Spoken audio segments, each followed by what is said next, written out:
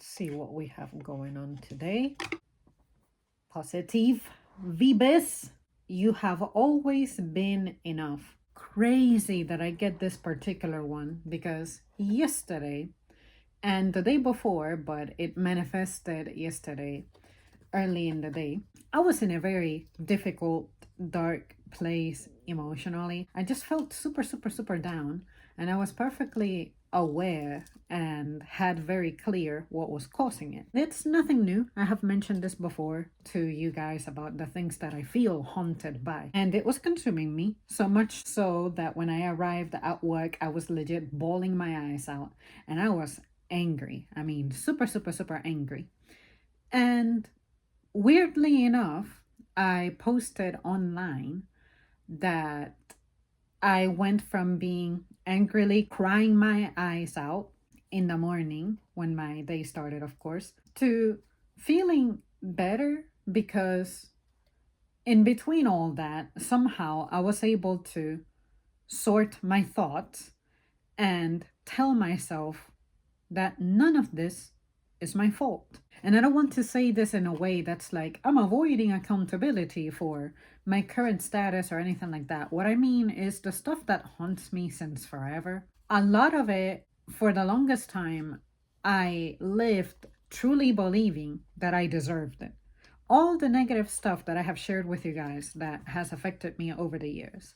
And sometimes it just comes up, it manifests because some of those matters are still unresolved and they're probably never going to get resolved. But it's difficult to learn to live with that when what you need the most is for things to be different. My relationship with one of my parents, it's one that I know that I shouldn't think about, I shouldn't obsess over it, nor have a yearning for it almost.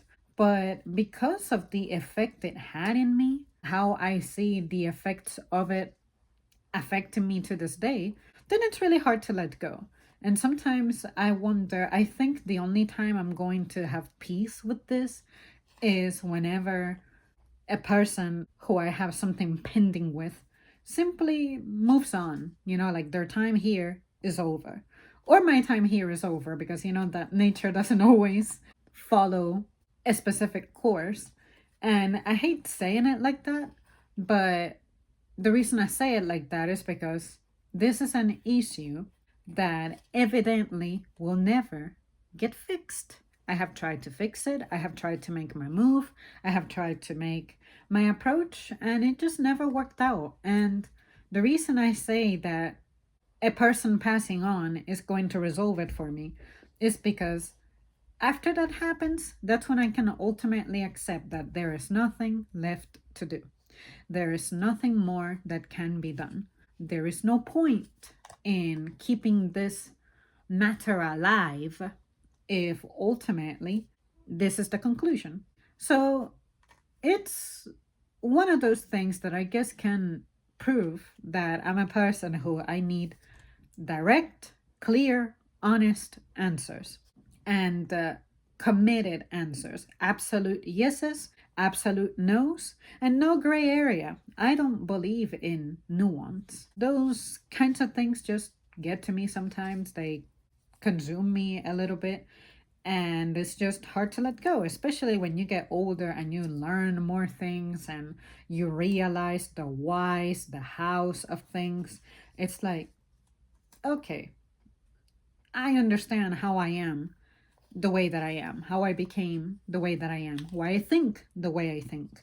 And ultimately, I finally learned that I'm not to blame for behaving that way because I'm being human, feeling my very human feelings and thoughts. I guess the only way it affects me presently is when I sometimes am reminded of that problem that I have in my life, and then my emotions, again, since I'm not afraid of feeling them, then they may temporarily take over and it just makes me feel down.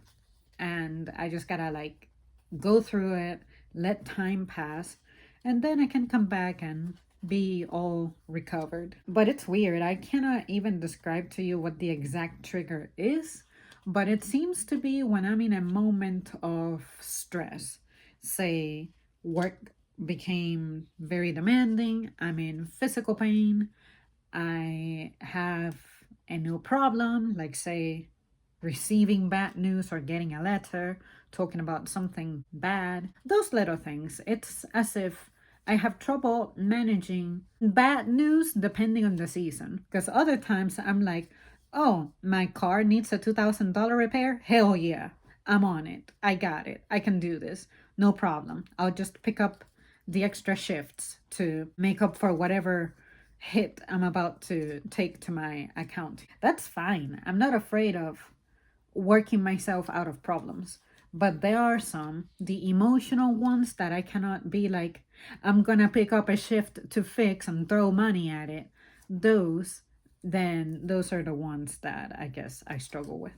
But yeah, ultimately, once I accepted that none of it is my fault, and that, yeah, the fact that I'm getting by and I'm okay for now, then it means that I've been enough. It's not an issue of me personally, like there being something wrong with me. It's just an issue of shit just didn't work out for me. It didn't turn out for me the way that it should have to ensure my well being and success in some ways. Why keep feeling like it's my fault that I'm in the situation I'm in? Very often, I like to measure myself with the same tape measure that I may measure other people, other leaders, just others in general.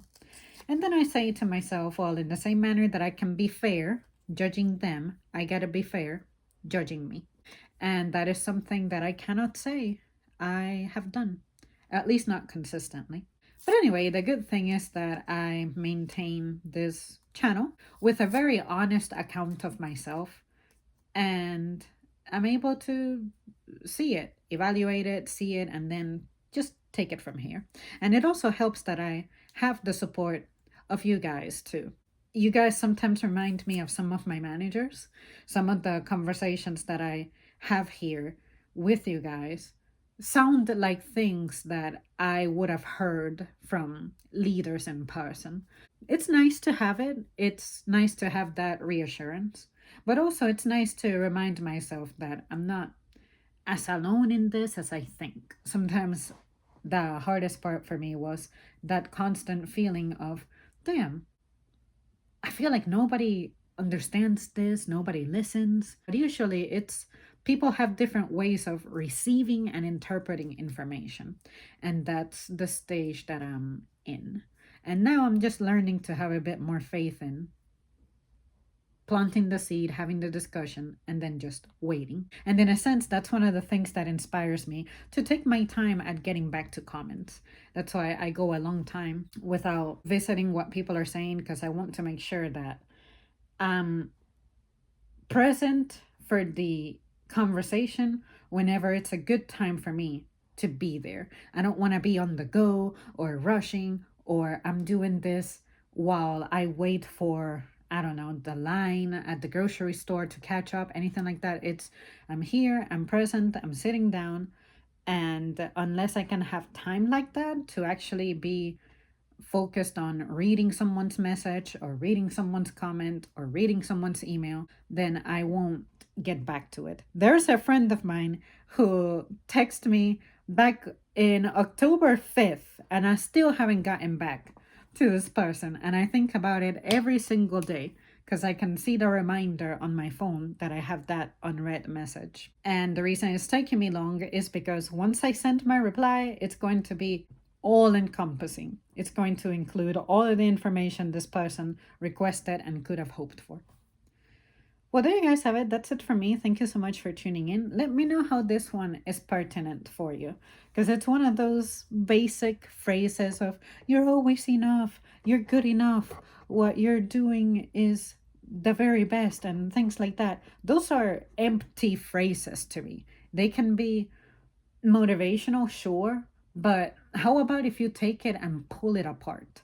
Actually analyze this phrase and express how it pertains to you. Okay, that's it. Bye.